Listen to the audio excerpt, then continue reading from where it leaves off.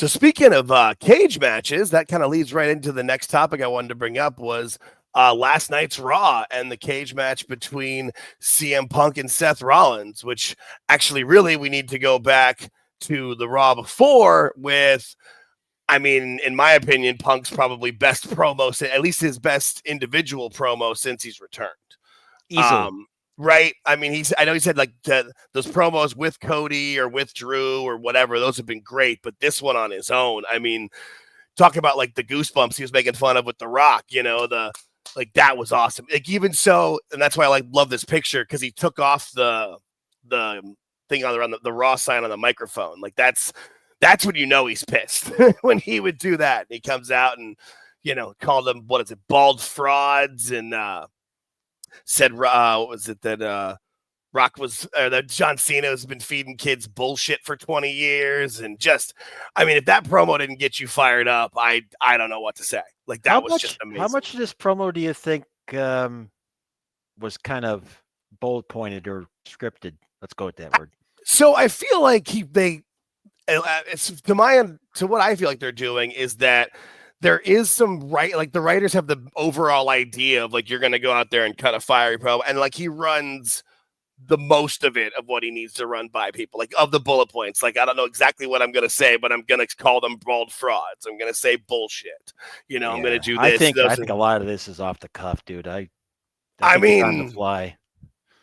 I don't know. It feels that way. I don't know, but yeah, it's like that old thing that I always forget of who Cornette's talking about when he brings it up. But I think it might have been Jackie Fargo of saying, you know, hey, they don't have to believe wrestling's real. They just got to believe that I'm real. And that moment, watching that, like that was that. Like that's that awesome. Moment of like, great, perfect, right? Just get you fired up. And then they have that pull apart in that fight where, I mean, when do you hear the crowd chanting, "This is awesome," for two guys just running at each other and pulling apart and having, I mean, because they do that not every week, but almost every week you have something like that. And then they did it again in the back. Like they got people fired up and ready for it. Yeah. As we were talking about the cage match, which having someone in attendance at that show that I know very well. Oh yeah, the one in Buffalo. They said the best part of the show was the pull apart brawl. Yeah, and it was nuts. They said it was crazy for a crowd to say this is awesome for a pull apart. And talk about like starting off the show hot. I mean, we've all been to different shows where they're like, that's like you're ready to go after that point.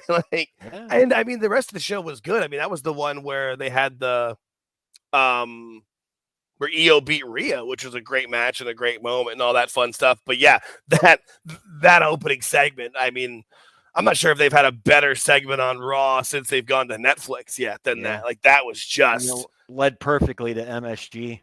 Yeah.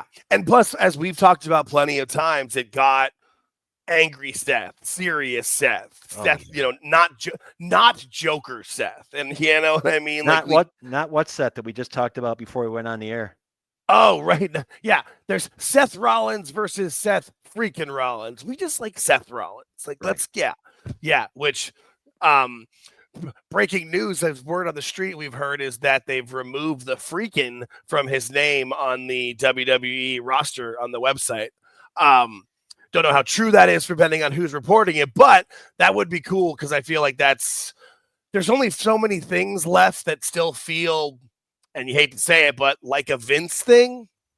That would kind of be, that's one of those ones for sure. But back to the cage match, I thought it was a great match. I feel like this was one of those ones where you're probably right. Like this pins and submissions, while, you know, they look cool and can be fun. This definitely just needed to be a knockdown, drag out fight of who can get out first. And I also feel like it was one of those ones where, you know, even if anybody had a chance to get out or to win, they would take that of, I'm still going to fight you. I'm going to kick your ass and keep going at it. And it felt real and it felt fun. And it was a great main event, at least for the match part of it. We'll talk about what happened afterwards. But was there anything that stood out to you for that match or anything that you loved or hated? I mentioned it to you briefly. I'm going to mention it to you again. Please. How long do you think the cage door was open during this match? I mean, it felt like a little while, but honestly, when I was watching it, because I rewatched the match again today when I was having lunch, and I noticed it more then. I felt like in the initial moment, I didn't really notice because it was so like the match was intense, and I had kind of thought that I'm not sure if I said it on this show. I know I said it when with Phil on PWT that I thought for sure Roman was coming back during this match because it was Madison Square Garden and because it's going to set up that awesome triple threat match. But, it was probably a good little while. But it was a long while. Yeah, no, that's it's the only thing I didn't like, and obviously the pinfalls and shit in the ring. But yeah, I don't like the door being open. It should be locked, like you were talking about. Should have a padlock on there. Referee closes it until the babyface or heel tells them to open it, and they close it immediately. That's the way it should be. No, it absolutely should have at least one, maybe two referees there, and be ready to make sure that it actually stays closed for it. But I also, I saw and heard some complaints about how they kind of were doing almost too many finishers or too many moves in. Like there was a lot of stuff done for this match, and normally I agree with that. I'm usually the first person, we talked about it earlier, spamming moves, too many finishers, too many kickouts. It doesn't sell anything. But for this match, they let things breathe. It wasn't like they were just bam after bam after bam, but this match, it made sense for it. I mean, these two guys, not only have they hated each other the entire time Punk's been back, but the entire time he was gone as well. It's not like it's not like they just threw this together last minute, lazy booking kind of thing. Like this is a real grudge match, a blood feud, and they would do, nobody wants to lose. So it makes sense that this is the match where you do kick out of everything. And it worked because it keeps them both looking strong heading into Mania, into what we think will be the match with the triple threat, Roman versus Punk versus Seth, which, shut up and take my money. I feel like that'll be great with Heyman outside the ring. That was the other thing too, was that after Roman Reigns comes down and he pulls Seth Rollins out of the cage and starts beating him up so that Seth technically wins the match, but Roman gets his payback from the Royal Rumble where he hit him with the stomp on the outside. Yeah. Yep. And then Roman looks up, which I thought was a great shot. I tried to get a good picture of it, but most of them didn't have the clear HD shot of Roman outside the ring looking in and seeing Heyman hugging or leaning over, taking care of CM Punk. And Roman didn't like that so much.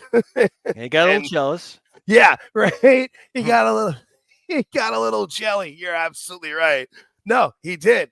That's my wise man. And he came in again and took CM Punk out to end the show, and Heyman's scared face. And I mean, just to follow up on something you mentioned. Yeah. People were upset with the too many finishes and stuff. And you realize if we go back to what I talked about in the last part of the show, if you don't have those pinfalls and submissions, you don't have any of those complaints. Bingo. That is a very, very good point. Like that, dead on. Because then you just have they pull the move, and then you can sell it of obviously the person who took it can lay there, and the person who gave it can take a moment, get their breath, and then they can try to make their way towards the door, and you have that moment there. Yeah, no, I'm all for that, especially in a match like this where it's going to be believable that after a big move, they're both just going to be laying there for a minute because it's a fight. That was the talking back to the pull apart. I mean, that was the part that was most impressive of that was they were going at it and getting pulled back. I mean, I haven't been in a fight in a long time in my life, but I have been, and I can remember those are tiring. Like after there's 1 to 2 minutes, there's nothing worse. There's nothing worse than a pull apart brawl like that. Having played hockey, and hockey fights are the most tiring thing possible. I'm sure. You're so tired. And for them to do that for as long as they did, bravo. Right. And then that goes back to, I mean, the most thing talking about wrestling as often as it's, obviously there is genuine animosity there, and they're not going out and having Punk straight edge. They're not going out and having a glass of milk together. You know what I mean? Like they definitely are guys that don't like each other, but they're willing to do business. They're willing to put on an amazing match and great shows and be able to say the things to each other and not take it personally and get in a fight in the locker room. And try to get somebody fired and undercut and backstab. Like and we're the beneficiaries, and God bless it. Yeah, it was worth Yeah. the time.